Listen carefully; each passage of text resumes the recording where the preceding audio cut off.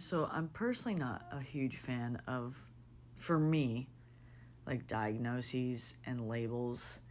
And yeah, at the same time, I know who I'm speaking to on my page. And I've never been diagnosed with CPTSD, but I have a feeling that if I talked to somebody, they would likely ascribe that label to me.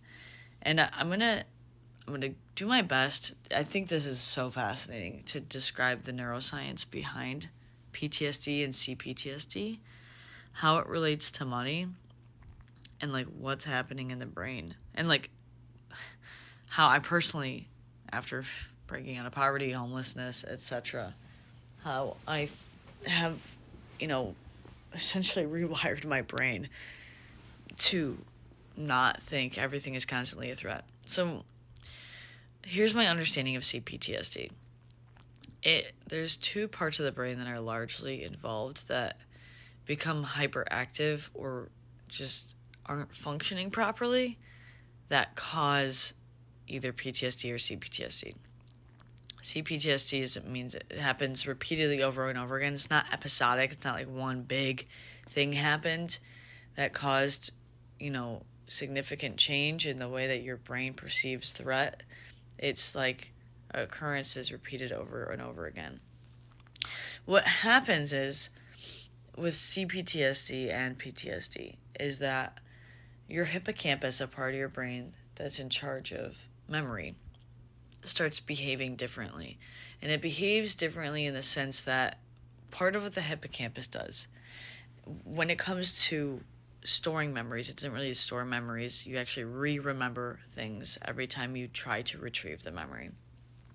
How memory works is it pulls from all different like sensory cortices in the brain. So your somatosensory, your occipital, your parietal lobe, also your insula, and it's basically like hearing, seeing, smelling, tasting, touching, all that feeling.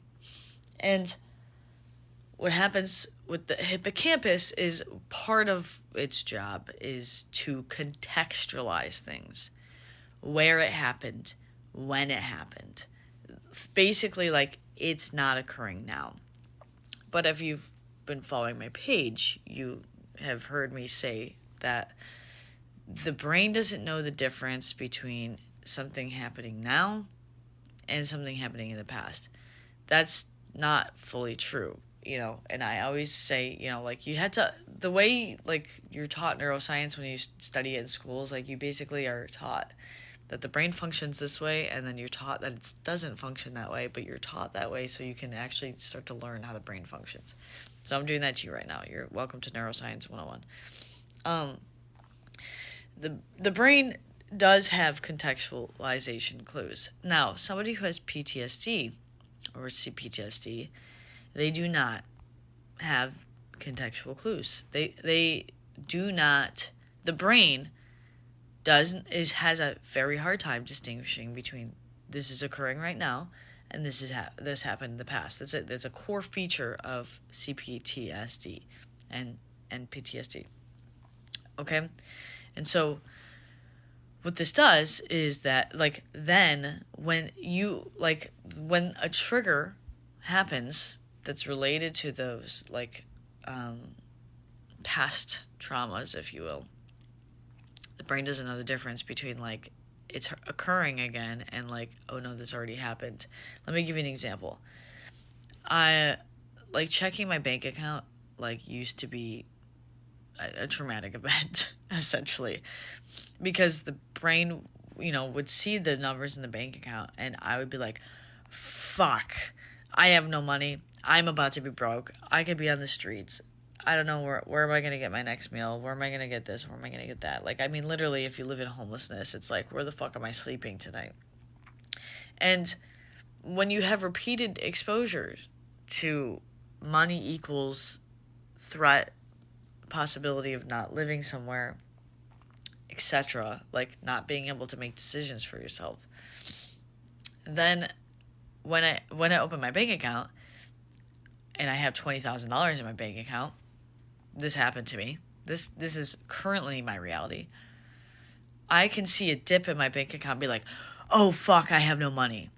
I mean, I made a post about this a few weeks ago where I was like, oh, I have no money. Like, oh my God.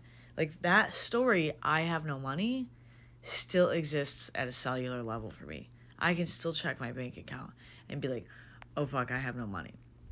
And so, what I've had to do to retrain my brain and to give it those contextual clues is to state objective truths, state objective reality.